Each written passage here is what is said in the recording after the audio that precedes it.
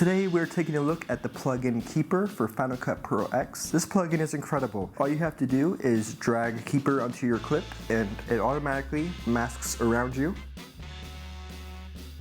A thing to note is this only works for humans, so for my dog it's probably not really working too good.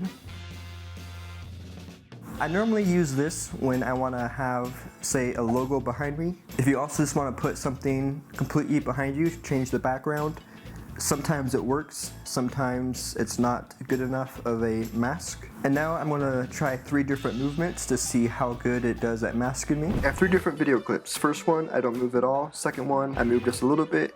Third one, I move around a bunch. Let's see how Keyper does at masking. Let's bring Keyper over. It looks like it doesn't really have any problem masking me, but I'm in front of my dog. It shows her, and it looks like part of the couch. There's also different settings you can use. There's medium, low, and high.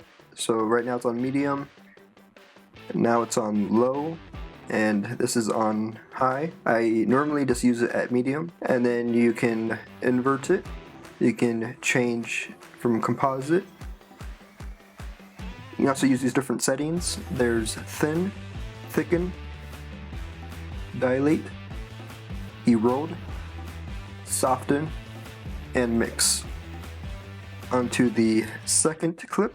Looks like once again it masked me really good, and then you can just see things like my dog on the couch as I walk past it. And then the third clip, and same thing, it masked me really good, and it just shows the background of my dog as I move around, but it worked a lot better than I thought with the amount I'm moving around. That's it for this video and my review on Keyper. I think it's absolutely incredible, especially for just putting logos and stuff behind people.